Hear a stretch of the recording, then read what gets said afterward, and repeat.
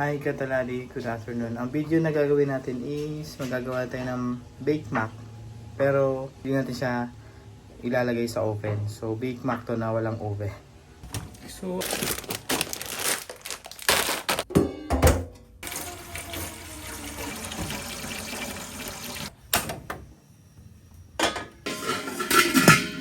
papakulo tayo ng mainit na tubig para sa pasta.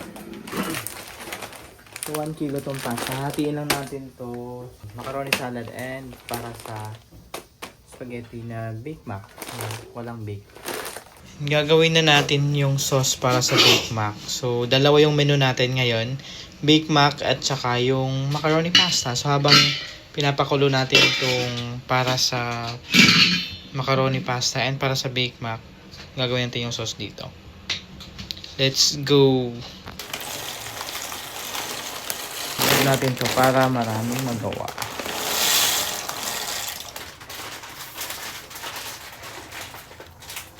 Dito na tayo sa sauce nung ating Bake Mac. Lagyan natin ng butter. Lagyan natin yung hotdog.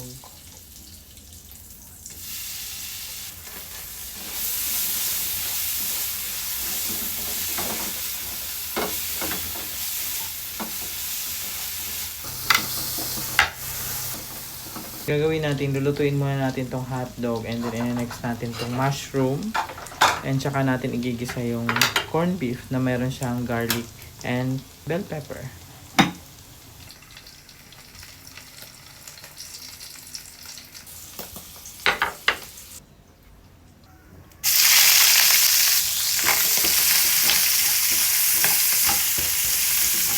Lutuin na natin tong mushroom, saka natin igigisa yung bawang, sibuyas and bell pepper, pork kasi norte naman, or yung corned beef natin.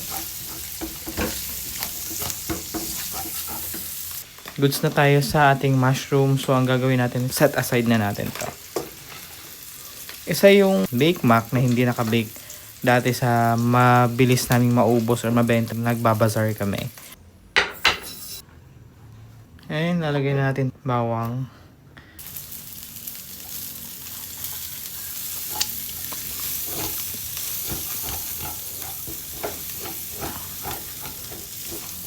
Yung pasta natin, halo-haluin natin at baka manikit naman yung ilalim. Okay. Wait for a while. Dito natin sa onions.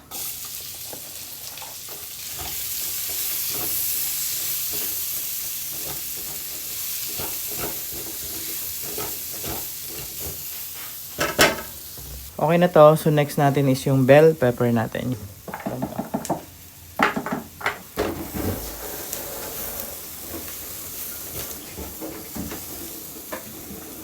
Okay na yung pasta natin and kasalo ko yung ginigisa yung sauce para sa ating Bake Mac. Ayun yung pasta natin. Goods na. Okay na yung bell pepper. Lagay na natin tong corned beef. So dalawang brand yung ginamit natin.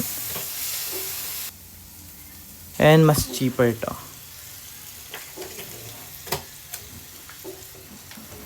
Para sa ating Bake Mac na walang bake.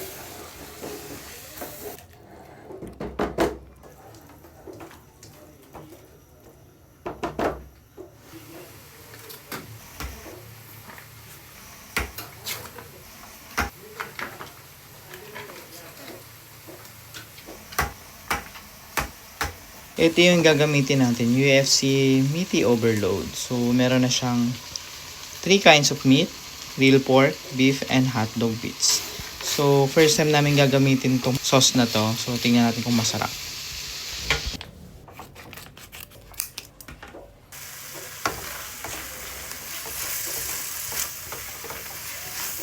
Ito yung consistency na kailangan natin.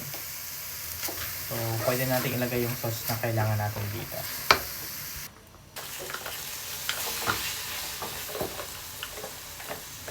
Galing, andun yung meat niya sa ilalim. Ito mo yung mga meat niya talaga.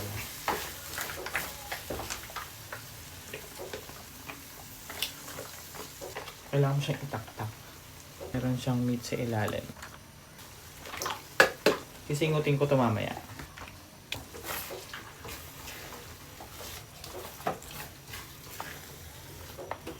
Sayang yung mga meat sa ilalim.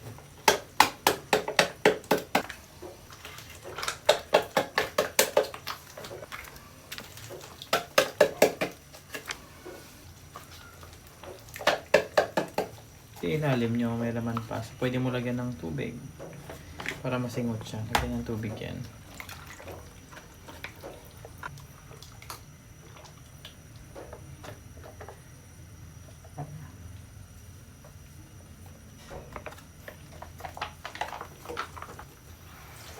Lagyan lang natin to ng pepper and maglalagay din tayo ng konting condensed milk. And ilalagay na natin tong ating mushroom and hotdog na pinirito kanina.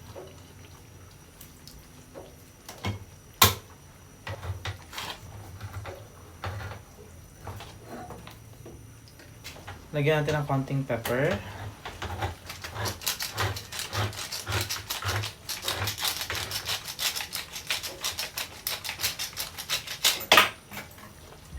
Lalagay din tayo ng konting magic sarap.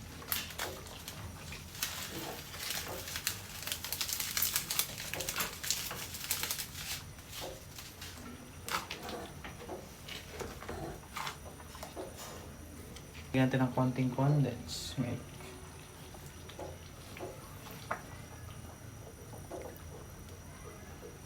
Hinahanapan ko ng angulo yung cellphone ko na hindi na tatamaan ng init. Kasi mainit yung singaw nito eh. Lalagyan natin ng butter.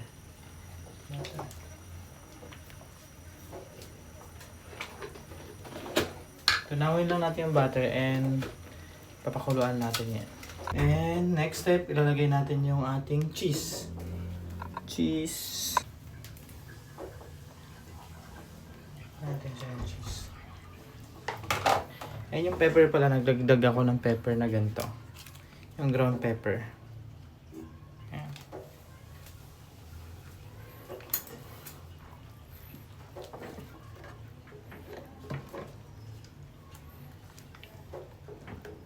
Ang galing ng UFC na ginamit natin, mayroong gantong hotdog. Mayroon talaga siyang hotdog.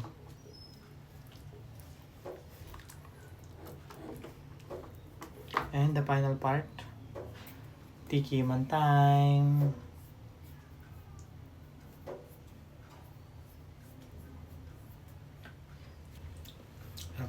Ano siya? Ito yung typical na Pinoy spaghetti na manamis-tamis. Pero yung ilalagay nating toppings mamaya na cheese, yun yung magpapaalat sa kanya. Harap. Ramdaman yung meat.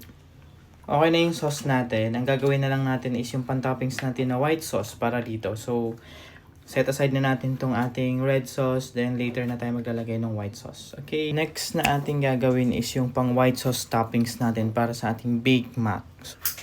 Ito yung medyo struggle dito or ito yung mahirap sa sa Big Mac na to. Kasi, marami kang lulutuin. Hindi mo nga siya i-bake pero marami kang ita-toppings iluluto sa kanya. Pero, worth it naman lahat yun. Unlike sa salad na after ng pasta, dire-diretso na ihalo lahat. Ito yung isa sa mga ingredients natin sa white sauce. Ipapakita ko na later yung ating gagawin. Butter. May nang apoy lang to.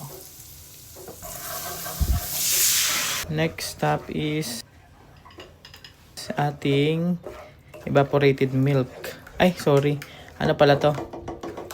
Cornstarch and then itong, ano tawag dito? Alaska All-Purpose Cream. Ito, dalawang Alaska All-Purpose Cream. Ito yung ibap na gagamitin natin. Cornstarch yung nauna.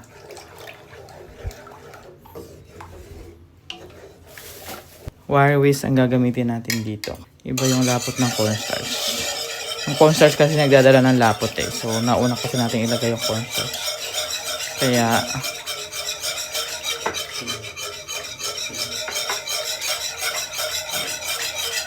ayan. And then lalagyan din natin ng ganito, nutmeg ground. Nutmeg ground.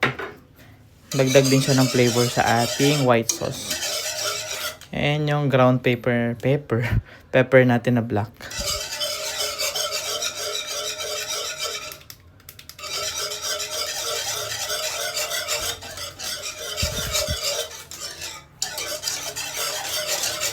And konting MSG. Blue label naman to, kaya no worries yan. Healthy yan. And konting liquid seasoning natin from Knorr. Okay. Kasi natin yung konting apoy. Bago natin ilalagay yung cheese. Ito naman continuous, or hindi naman siya totaling OA sa continuous, pero at siguro after every second siguro i-mix mo siya para hindi siya ganun ka manikit at lumapot ng todo. And maglalagay na tayo ng cheese. Perfect kasi ito dito sa ating yung white sauce natin. Kasi ito medyo maalat, ito yung matamis. So nagko-combine yung lasa nila sa pasta. No wonder kaya ito yung mabilis maubos sa amin nung nagbabazar kami.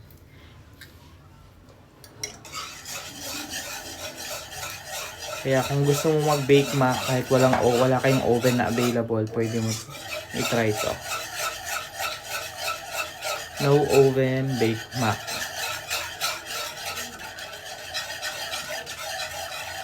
Mapapansin mo yung lapot niya, ganyan siya. Yan. Kasi may cheese na siya yan. Tutunawin natin yung cheese dito. Creamy na medyo maalat. And yung isa naman is typical na spaghetti sauce na medyo matamis-tamis na maraming meat.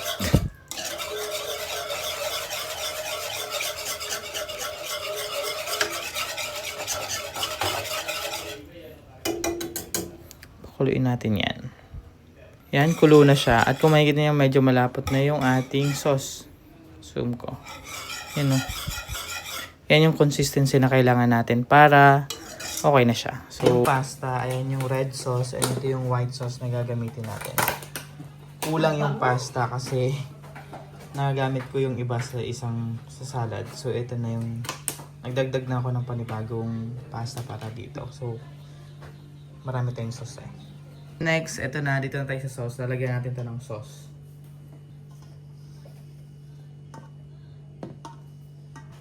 So, lalagyan na natin ito ng sauce.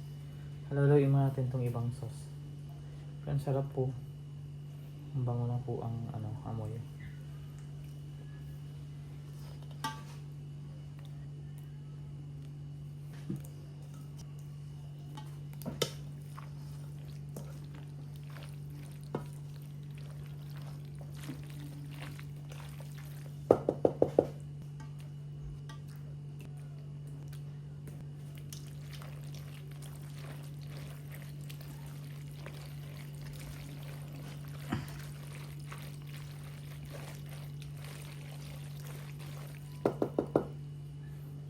Isa pang ganyan.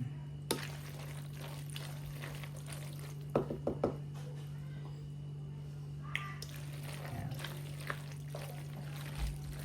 Tikman na natin ng may Tikman natin ng merong sauce.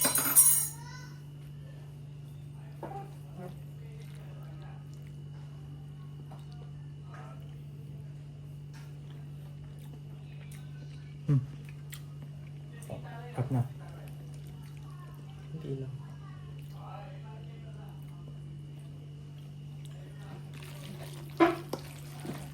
Ba? Sarap. Nilagay natin sa tatab. Matutuyo. So, dagdagan natin ng konting sauce para mag-saucy siya. Kasi, matutuyo to pag nilagay sa ref. Or ma-absorb ng pasta yung sauce. Okay. Lagay natin sa tab. Hindi to order ah.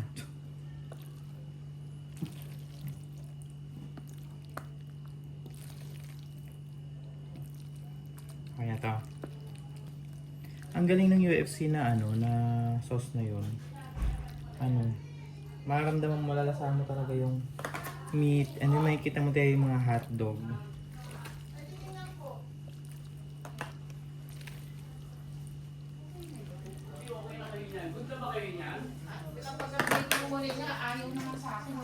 Bye! Bye! Ay, wow, you have a lot of foods.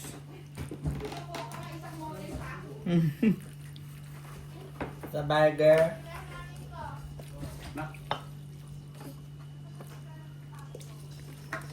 sauce ko lang yan. Mm.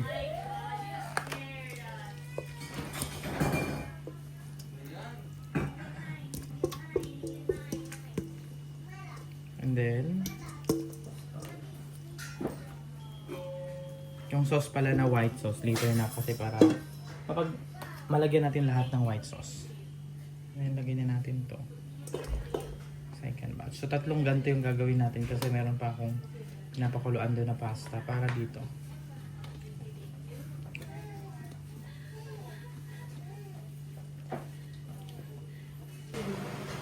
Yung binili niya, 60 plus yun, di ba? Na ano, gara. Pure gold. Mm-hmm.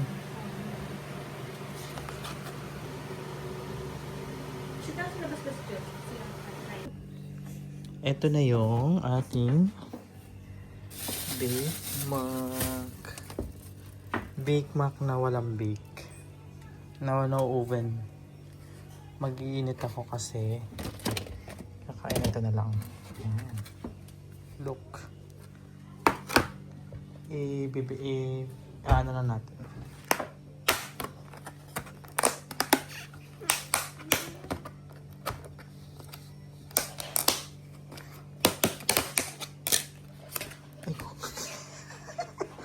No oven na Bake Mac. So, nilagay namin sa tab and then sa freezer. Ano lang natin.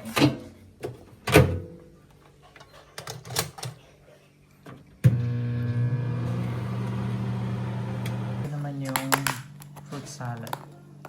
So, nasa freezer na to. Nasa ref na to. Matagal na. Let's remove natin cheese. Sarap. Gusto mo to?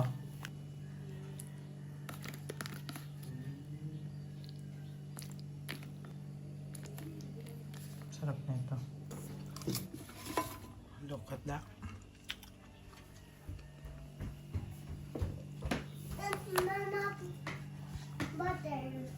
Water map.